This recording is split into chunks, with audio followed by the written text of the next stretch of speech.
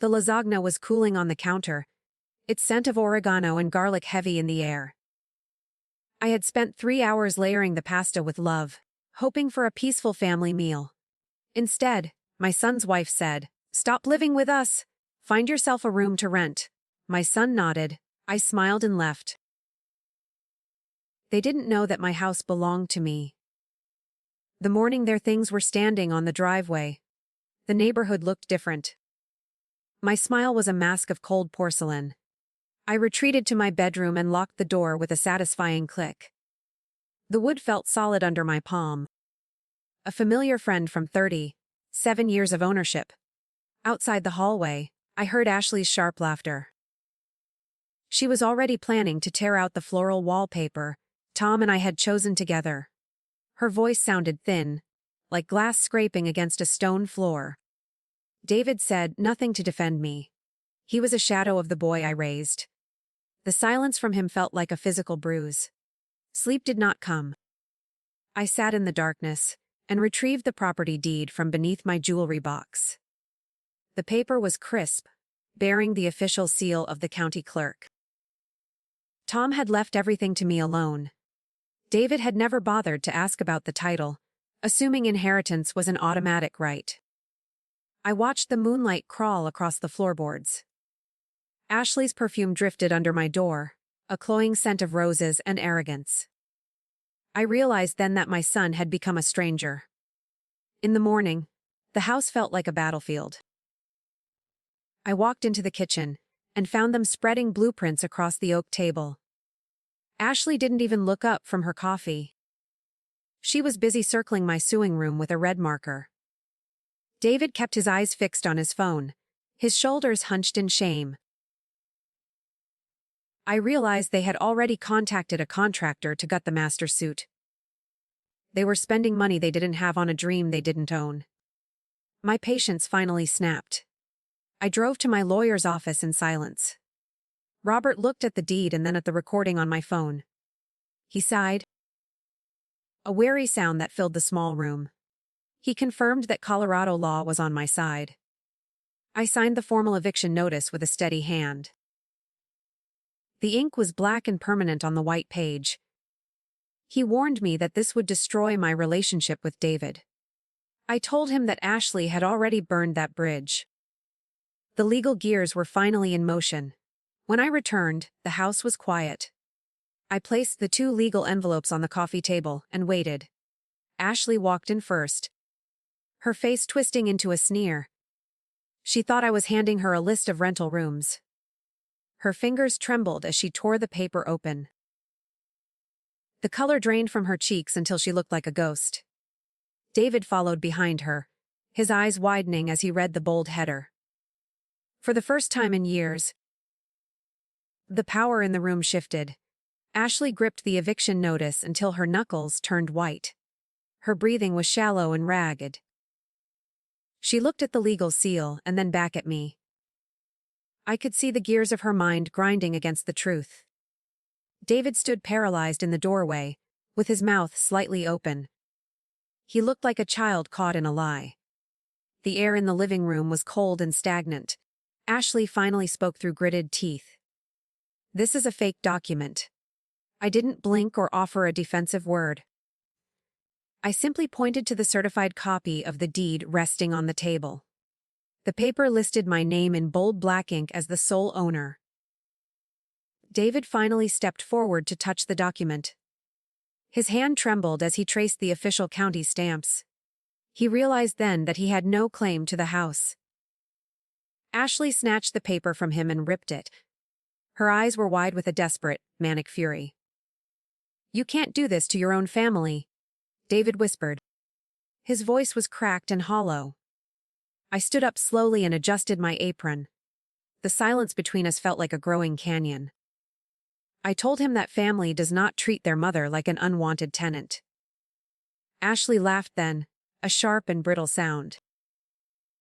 She claimed she would call the police to report elder abuse. She was already reaching for her phone with a shaky hand. She was bluffing. The room felt smaller as the confrontation escalated. Ashley began pacing the hardwood floor like a caged animal. She claimed the stairs were making me lose my mind. She threatened to have a doctor evaluate my mental state. David looked between us, his loyalty torn and fraying. I pulled out a small digital recorder from my pocket. It had captured every word of their plan to sell the house. Their faces went pale as the playback started. They were trapped.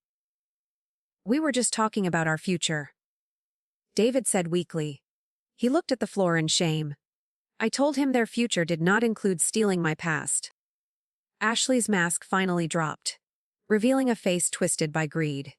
She screamed that I was a selfish old woman. She lunged toward the fireplace and grabbed a porcelain figurine.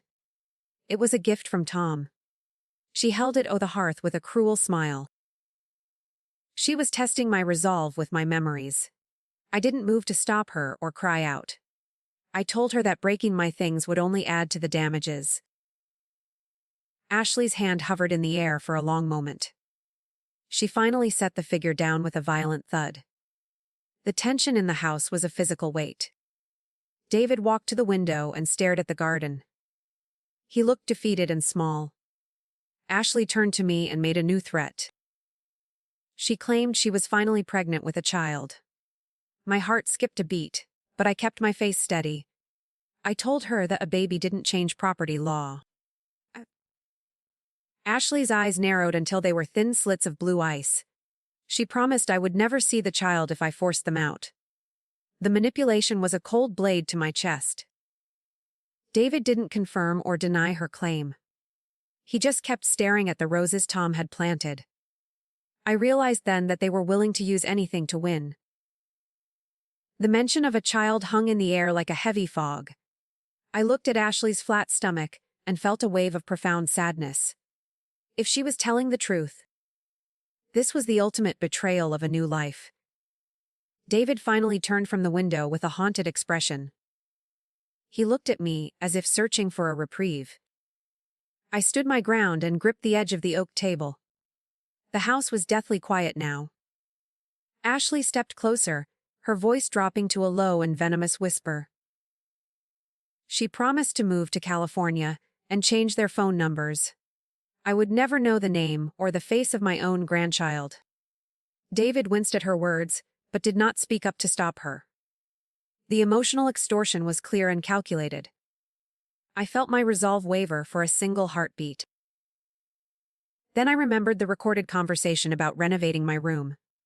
They were still lying. I pulled a second document from my apron pocket. It was a formal rental history report I had run on Ashley. It showed 3 previous evictions for unpaid rent and property damage. David's eyes widened as he scanned the list of her past failures. He had never known about her history of grifting. Ashley tried to grab the paper, but I pulled it back. The balance of power shifted as David looked at her with new eyes. "Is this true, Ashley?" David asked. His voice was a low rumble of growing anger.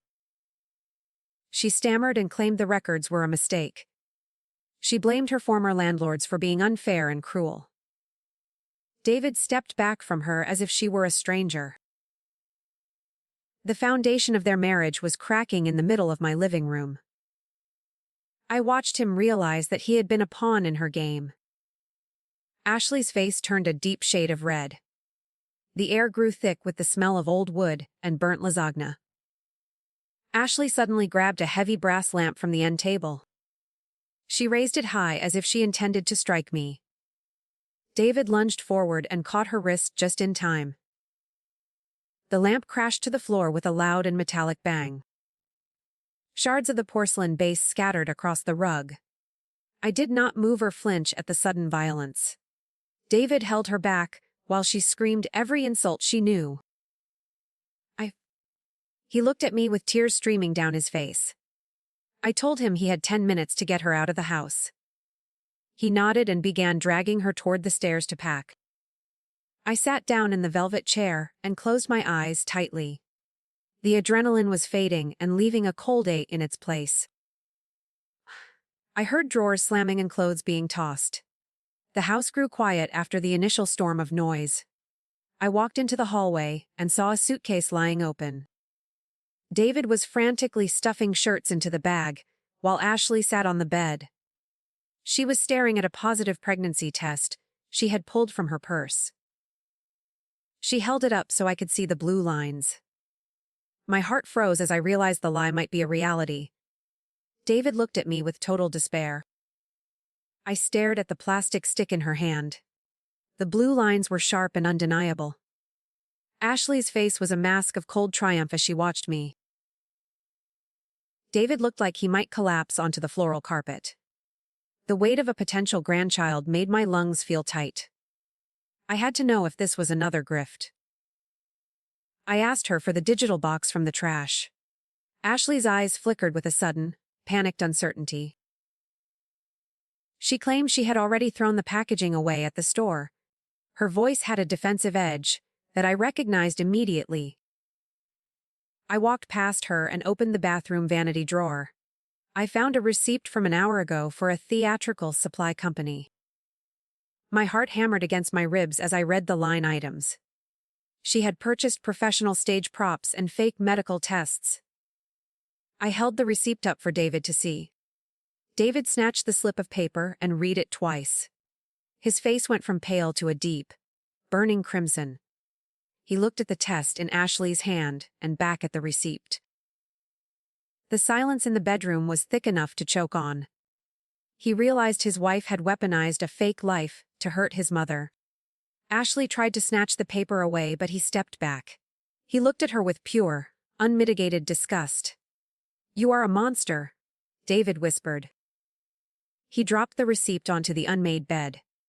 Ashley didn't cry or apologize for the horrific deception. She just laughed and sat down on a pile of clothes. She told him he was too weak to ever leave her. David didn't answer her with words this time.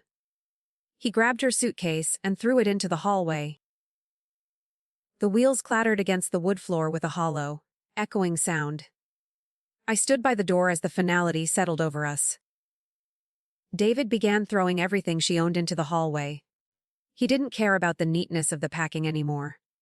Shoes, dresses, and makeup bags flew through the air in a blur. Ashley sat on the bed and watched him with a bored expression.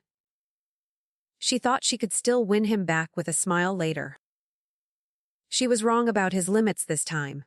The hallway was soon a mountain of discarded fabric and plastic. David turned to me with eyes that were red and raw. He asked me to call a locksmith to change the doors. I nodded and pulled my phone from my apron pocket. Ashley finally stood up when she realized the locks were going. Her bored expression vanished into a look of genuine fear. She realized her leverage had finally evaporated into the cold air. The locksmith promised to arrive within 30 minutes of my call. I kept my phone clutched tight, ready to press the emergency button if Marcus tried to force his way in. I stood at the top of the stairs like a sentry. David was carrying the last of the boxes to the driveway. Ashley followed him and screamed about her rights as a resident. She didn't see the black car pulling into the driveway. It was her brother, the one she said was in prison. He looked at the house with a hungry, predatory smile. The black car idled near the curb with a low, rhythmic thrum. Ashley's brother, Marcus, stepped out and adjusted his heavy leather jacket. He didn't look like a man coming to help a sister move. He looked like a wolf surveying a pen of sheep.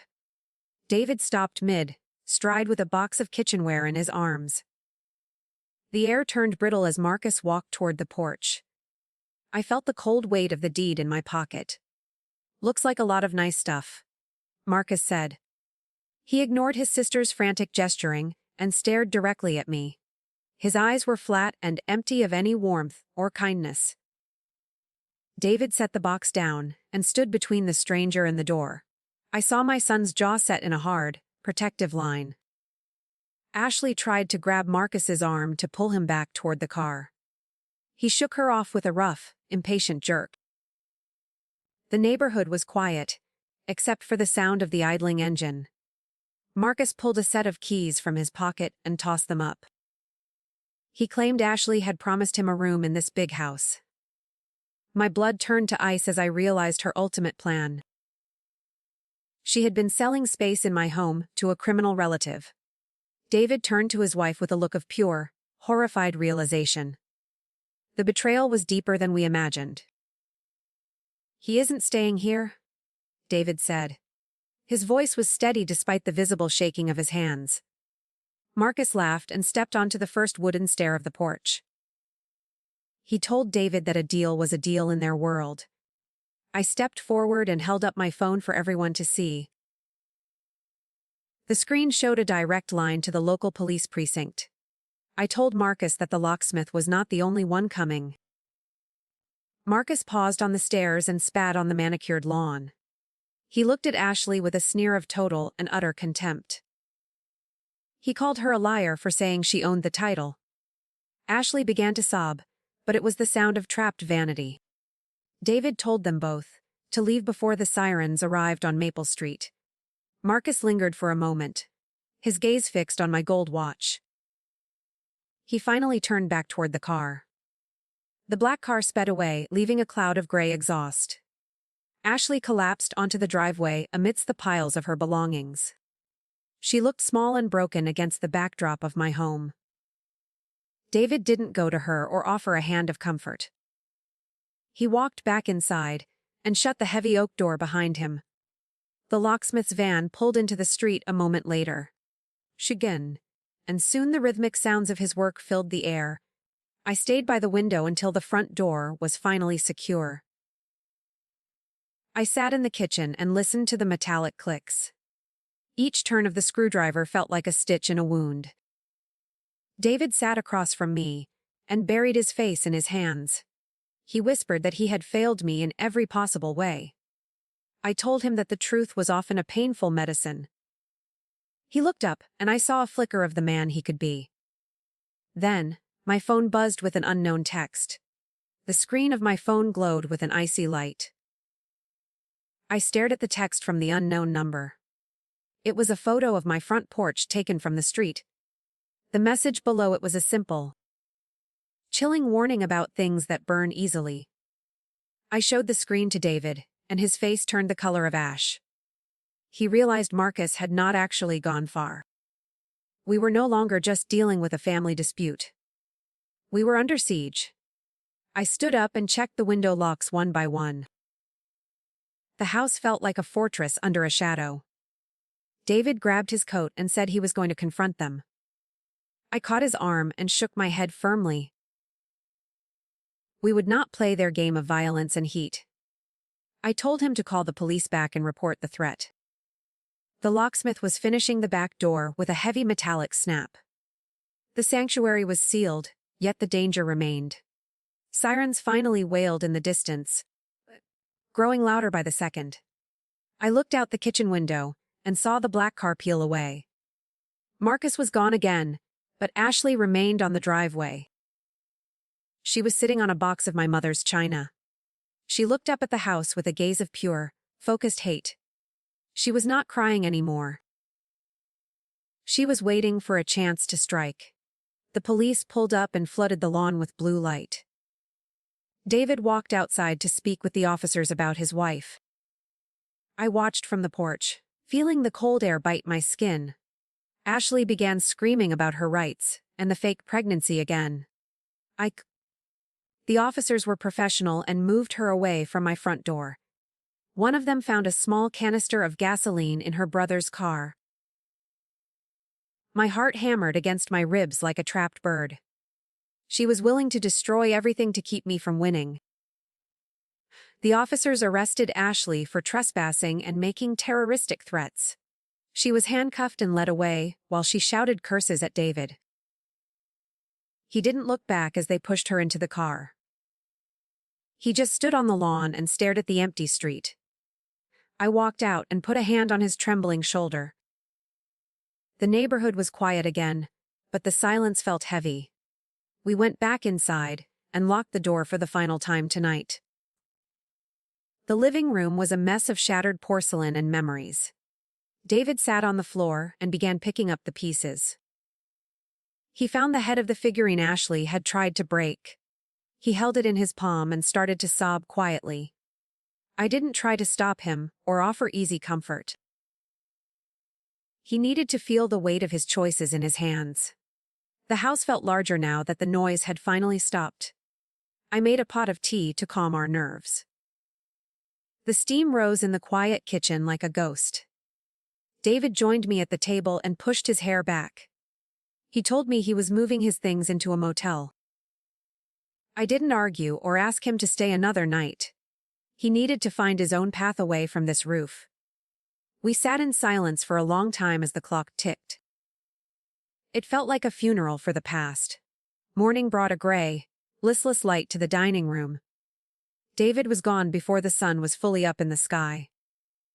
He left a note on the table next to his keys. He promised to pay for every single thing Ashley had broken. I knew he didn't have the money, but the gesture mattered. I began the long process of cleaning the house of her presence. Every surface felt stained by her greed and her lies. I found a hidden envelope tucked behind the microwave later that day. It was a set of forged documents for a second mortgage. Ashley had been practicing my signature on dozens of scrap papers. She had intended to drain the equity before I ever found out. My hands shook as I realized how close I had come. She was not just a tenant, she was a thief of lives. I called Robert Chen to report this new discovery. Robert told me the forgery would lead to a longer sentence. I felt no joy in the news, only a dull relief. I walked into the garden and looked at Tom's roses. They were beginning to bloom despite the cold and the chaos. The house was mine again, but the price had been steep. I heard a soft knock at the back door. It was David. But he wasn't alone this time. He was holding a small, red toolbox. David stood on the back porch with the red toolbox gripped in his right hand.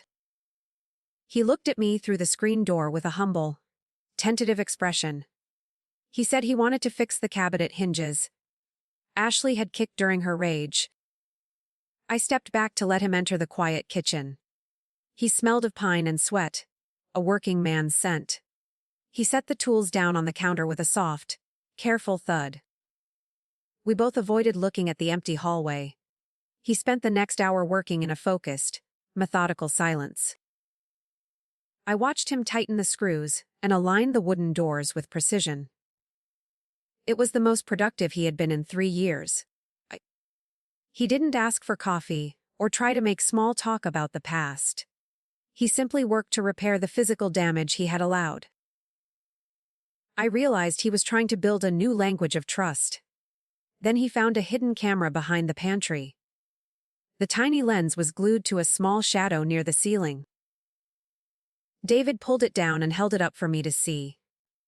It was a wireless model, still blinking with a faint green light. Someone was still watching us from a remote location. My heart did a slow, heavy roll in my chest.